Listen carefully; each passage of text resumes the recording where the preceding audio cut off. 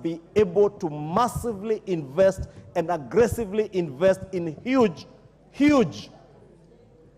And I think, I can't remember, I think it was a gentleman from SID who told us that there is no other way of getting out of the economic mess that we are in other than a program that will aggressively and massively invest in huge infrastructural development.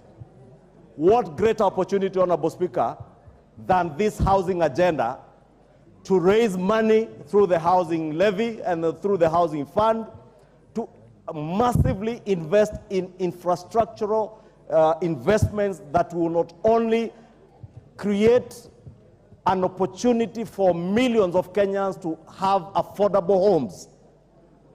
Affordable homes, Honorable Speaker, as is required of us by Article 43 of our Constitution, but also homes with proper, and in the words, Honorable Speaker, of our Constitution, it says, with reasonable standards of sanitation.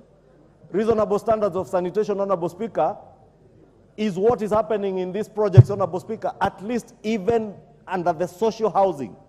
Even the studio units have a kitchenette, they have a reasonable toilet and bathroom, and, Honorable Speaker, even people in Kibra, people in Korogosho, people in Mathare will now have decent housing where they don't have to go through the indignity of having to use flying toilets, Honorable Speaker.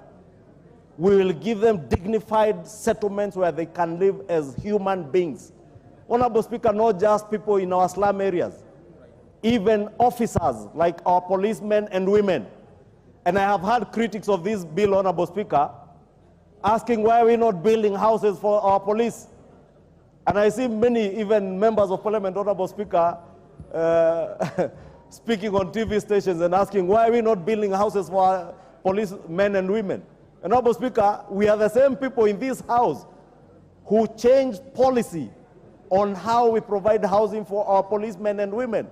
Members know today they are not even able to build housing, staff quarters for policemen because the police were given a housing allowance. But in this bill, Honorable Speaker, through institutional housing, and I'm glad the committee, in one of the amendments, I think to clause 3, Honorable Speaker, to clause 2, they have proposed, Honorable Speaker, to include institutional housing.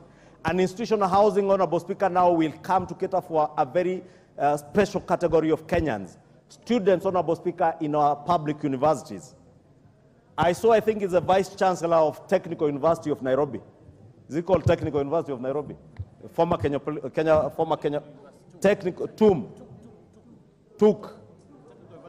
Technical University of Kenya, the former Kenya Polytechnic.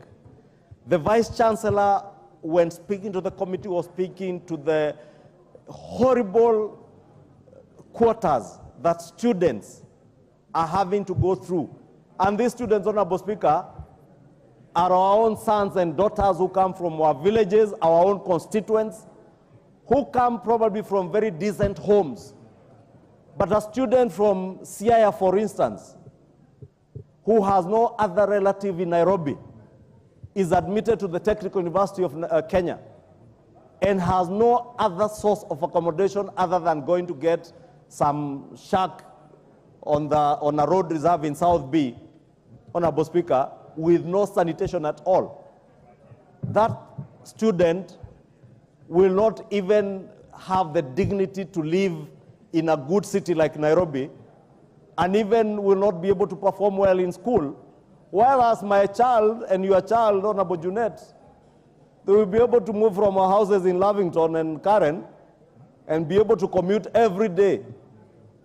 On the back left of our V8, dropped at Technical University and back home, we have an opportunity now to make sure that that child who comes from Suna East has affordable accommodation in Nairobi through the institutional housing.